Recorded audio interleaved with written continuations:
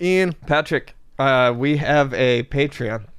do we, Ian? Yeah, how do you get there?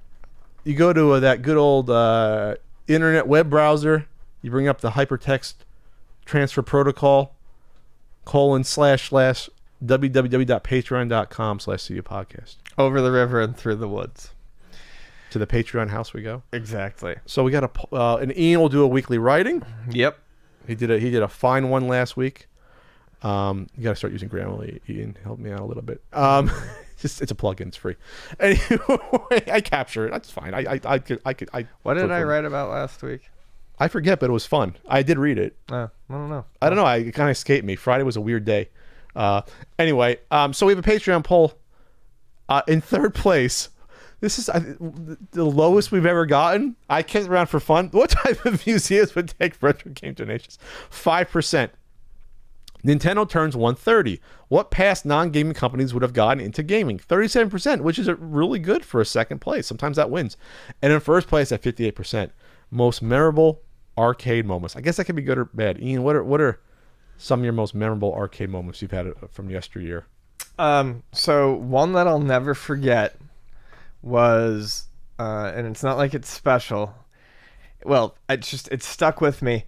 I was at a friend's birthday party in middle school, 8th grade maybe, high school, freshman year, I don't know. Okay. We went to go play laser tag, and there was an arcade there. Okay. And there was Street Fighter 2, Championship Edition. This would have been middle school, it had to have been. And I wanted to play, and I thought I'd gotten pretty good. And there was one of them older boys playing, and everyone was waiting in line to play. And I waited in line for like 15 minutes to play and got bodied in 2 rounds. And I took probably like 5 years before I ever went back and played fighting games in the arcade again. But I have something similar with that, yeah. One of my favorite arcade moments, there was... Can I say my Street Fighter one before this? Yeah, go for it. Okay, so I have a similar Street Fighter 2 one, because when Street Fighter 2 came out, I'm like 11 years old, 12 years old.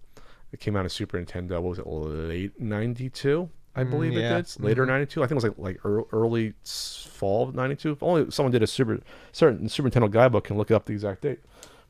So I got the Nintendo Power, which told you how to deal with the special moves. I never played it in the arcade before. Never. Okay. And I think this is actually even before I had it in my hands. But I wanted to play at Spaceport in Woodbridge Center. It used to be one of the biggest malls in the U.S. So there was a line, and that was like one of the mall dark, seedier arcades, where it was like as wide as there to that wall. It wasn't that wide, like 15 feet wide, but it went deep, right? So there was this grody looking guy with his girl by his side. When you're young, everyone looks old. He was probably like in his late 20s. Yeah, I remember him being kind of scary looking.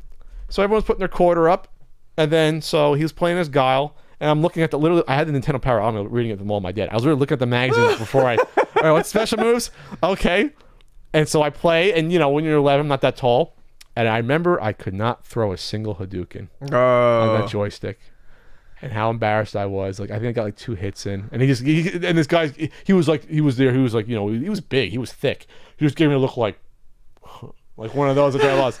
I wasn't humiliated, but like there was like 10 people watching at the time. Well, that was the thing. You know what I mean? That was how it was at the laser tag one. All my friends were there watching, so it was like, hey. So Street Fighter 2, I was right. I came out July 92. So the Nintendo Power must have came out right around there. I didn't own it yet, but I had Nintendo Power to read it. Gotcha. Yeah, that mall had a Capcom World. That's where I bought it for $80 plus tax. Street Fighter 2. That's how expensive that damn game was when it came out. It was expensive. And everyone bought it. Look at those nice screenshots, Ian. Look at those. Look how nice that is. Hell yeah. I got every single fighter, because that's what Pat does. My one other favorite arcade memory was there was a cyber station in the Galleria Mall, the Walden Galleria Mall. And I was there all the time in high school. All goddamn time. That's all I did. Just hang out in that stupid mall. And every Tuesday, the cyber station would just put one random ass game on free play. Okay. So I went the one day, and it was House of the Dead 2 was on free play. So I was like, oh, I know what I'm doing. I'm living my dream. I double gunned that. Oh, yeah? Oh yeah. I just stood there with both guns, and I was like, Were you efficient with 2 guns or no? I mean, it was, I don't know, I was all showy. I was, doing all the stuff. And at first I was like, yeah, this is silly. I'm technically like, I have 2 separate lives. Like, what's going on? And I'm like, oh, okay, that's the health meter for my right arm, and this is the health meter for my left arm. And that's how I did it. And I just boogied on through the game. And then other kids were looking at you like, can we play now? Can you hog the machine? Can I get in? Two players? Tuesday at a cyber station wasn't exactly a thrilling day. I think that's why they probably put a game on free play just to get someone into there. But yeah, that was fun. Cyber Station, that was the name of it? It was a Namco one. It was a Namco arcade. It was a Namco arcade? Yeah, Cyber Station was Namco. Okay. I never heard of that. Was that a chain? Yep. Really? Actually, Aladdin's Palace was also Namco. So that to you, like that's your dream then, just all Namco all the time. Did they have older ones too, or just newer ones? No, they had Pac-Man, Galaga. They had some of the older stuff, but yeah, it was mostly it was all over the place. Cyber Station. I want to see if that's Namco Cyber Station. Okay. Let's see. What was that Neo Geo game? The one-on-one frisbee game, throwing at the guy. Oh, Windjammers. Windjammers. So first time I played Windjammers. Fucking love Windjammers. First time I played Windjammers was with Peanut Butter Gamer and friends.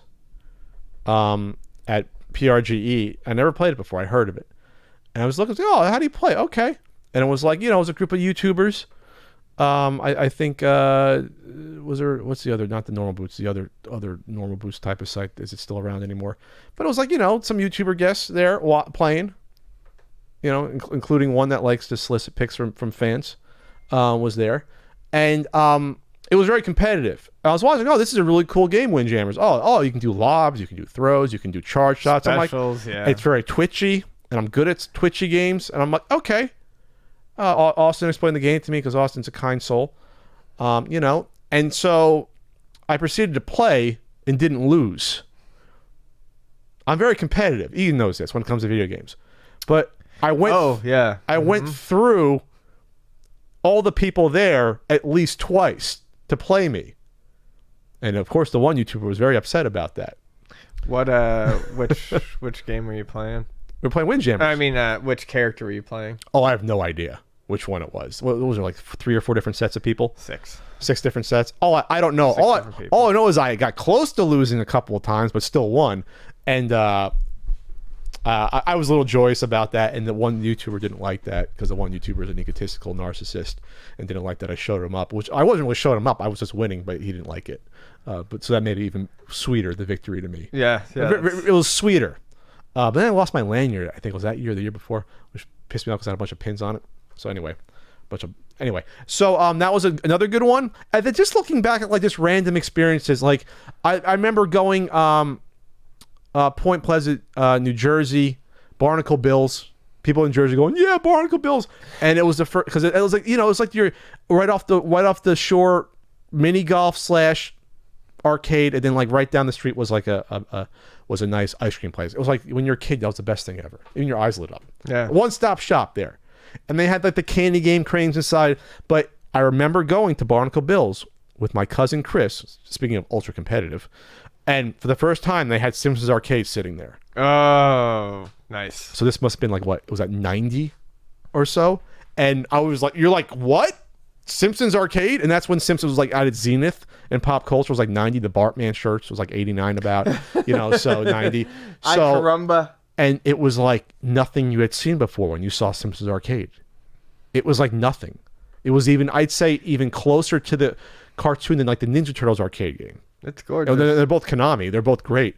But yeah, it was gorgeous. And then like they had the Neo Geo machines like around the corner. So they had like World Heroes and they had stuff like that. And they had like the 2 or 4 slot. So that was that summer, whatever that summer must have been like 90 or so, was the first time I saw stuff like the Neo Geo machines and I saw the Simpsons Arcade. And I'll never forget that. It was at Barnacle Bills. Like they had even the newer stuff versus like the Seaside Heights program. For some reason, they got it first or whatever. And so, yeah, it was a great time. Then you get your ice cream cone from my nice aunt. Got me an ice cream cone right down the street. And then Chris made fun of me for being fat, probably. But that's how he was. He was mean. He was a bully sometimes to me, but he loved me. We're good cousins. What? So, sorry. His dad used to make fun of me. That was really the dad. His dad was a bully. He was an Ew, asshole. that's gross. Yeah. Oh, that's so... Made me cry once when I Ew. stayed with him. Ew. My Uncle John made me cry, Uncle John, when I was like 9 years old, 10 years old. Made fun of me because I wanted to put butter. Made fun of me because I wanted to put butter on my... I toasted my bagel and put butter on it, and he made fun of me for that. He said, no, you just tear them open and put cream cheese on them. And that was the start of him making fun of me the whole time I was there and teasing me. And I cried like by like day 2 or 3. Very traumatic. Very traumatic. My childhood. Seems like a nice guy. Yeah. Now when I see him, I'm like, oh, you're just a fucking idiot, old man. Now, made fun of me, but I'll be more successful than you. Anyway, he was a snob. He was a yuppie snob, my Uncle John. Hope Chris isn't listening to this, his son Chris. But your dad made fun of me. It was not good when I was 9 or 10. I cried. I was ashamed to tell my own dad.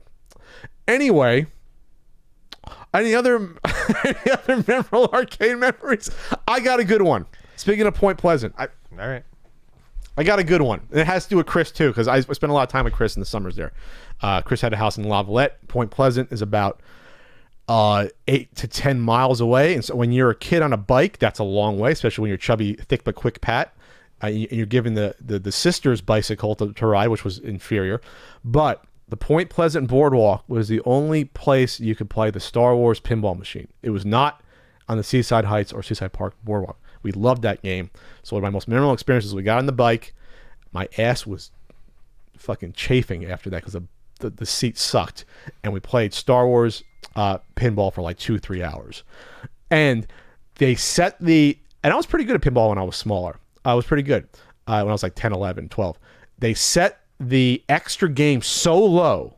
I don't know if it was by mistake. It was only at like 25 or 30 million on Star Wars pinball. You got to be just decent to get that. You don't have to be great. That's not much of anything. Yeah, I think like the average game was probably like 25, 30, 40 million. So I remember playing one time for like 45 minutes, an hour on one quarter because I got like 3 free games in a row.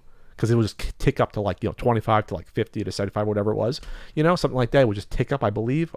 Or only got 1 free game. Either way, it would be like one of those things where you'd be playing the pinball machine, you get the free game, and then maybe you get the extra random one at the end on top, and you get like 2 free games. So we played so much Star Wars pinball on like $1, because it was still like a quarter only. It was like one of the best things ever. Plus you're by yourself, you're on your own, you're adventuring, you're like 11, 12 years old on the bike.